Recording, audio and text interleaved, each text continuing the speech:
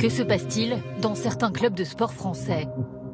Des notes confidentielles des services de renseignement décrivent des dérives communautaires, des prières sur la pelouse ou dans les vestiaires, des individus radicalisés.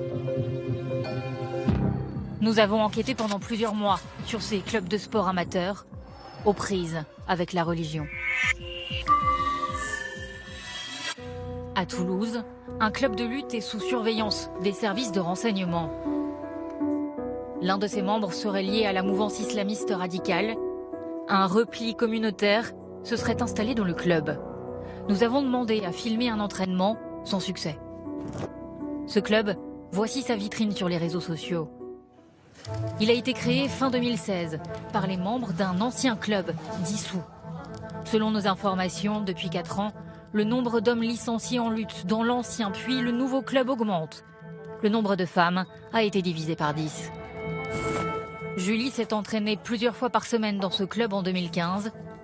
Elle nous explique pourquoi elle en est partie. Le président du club m'a dit, quand on relève ton t-shirt, quand quelqu'un relève ton t-shirt par accident pendant que tu luttes, on voit ton ventre, on voit ta peau, et il y a des gens que ça dérange ici. Petit à petit, on nous a demandé de mettre des t-shirts de moins en moins échancrés, avec des cols de plus en plus ras du cou. On sait qui les responsables du club. Au lieu de porter le t-shirt officiel vendu par la fédération de lutte, Julie raconte que les responsables du club lui ont demandé de se couvrir les bras en mettant des manches longues et un bas de jogging à la place du short. Pour elle, c'est le fait même d'être une femme qui a posé problème. Un petit garçon qui, au début du club, luttait avec moi et qui, après, n'a plus voulu. Il m'a dit non, je lutte pas, ma religion m'interdit de toucher aux femmes. Pour comprendre, un de nos journalistes s'est rendu au club de lutte. En caméra cachée, nous prétendons vouloir suivre un entraînement. C'est moi qui vous ai appelé. Ouais, y a pas de souci. Si je pouvais venir voir comment ça se passe. Ouais, y a pas de souci. Je peux m'asseoir, tranquille. Ce soir-là, sur le tapis, une vingtaine d'hommes, une femme.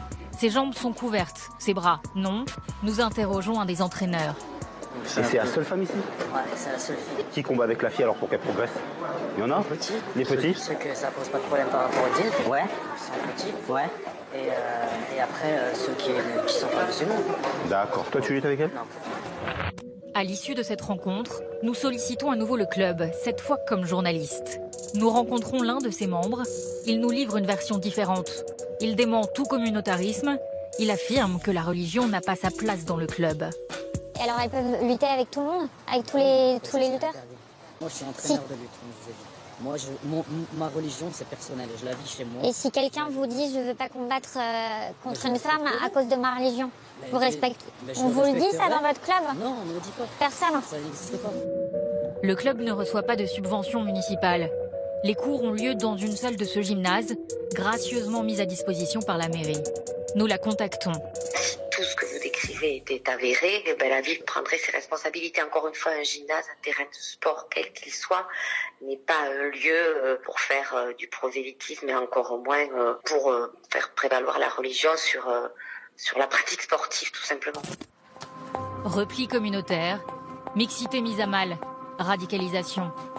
Dans certains clubs de sport aujourd'hui, 1 millier de personnes a été signalé au service de renseignement pour proximité avec les thèses djihadistes, notamment en Rhône-Alpes, autour de Paris et dans le sud de la France.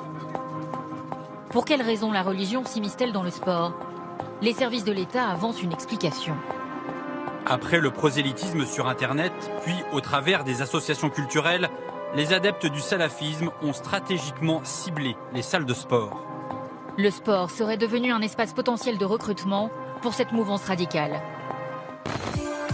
Confrontée à ce phénomène, une région a décidé de réagir. En Île-de-France, animateurs sportifs, entraîneurs et patrons de clubs sont formés à détecter des signes de repli communautaire et de radicalisation. Nous avons eu des demandes sur des salles de prière, effectivement, à la fois dans les vestiaires ou alors des salles de prière ad hoc pour le foot. Il y a eu également des demandes de modification des horaires d'entraînement avec la prise en compte du ramadan ou de la prière du vendredi. Aujourd'hui, la ligne rouge, ce sont les valeurs de la République. En région parisienne, cette ligne rouge a été franchie dans ce club de judo. Il y a quelques mois, un judoka que nous appellerons Grégory veut devenir professeur, comme en atteste sa convention de formation. Le judo est une discipline aux règles strictes. Au début d'un cours, avant et après chaque prise, le salut est obligatoire. Les combats sont mixtes. Grégory refuse de se plier à ces rituels. Le directeur de la formation, Michel Godard, s'en inquiète. Il convoque Grégory dans cette salle, en commission de discipline. Qui était où ? De la commission ici, ouais. Et puis lui, il est de l'autre côté. La commission interroge Grégory sur son comportement, sur ce qu'elle considère comme les signes d'une radicalisation. Dans son rapport, la commission détaille la réponse du judoka. Elle est sans ambiguïté. Il considère que dans sa religion, un homme n'a pas le droit de toucher une femme étrangère. Grégory reste inflexible.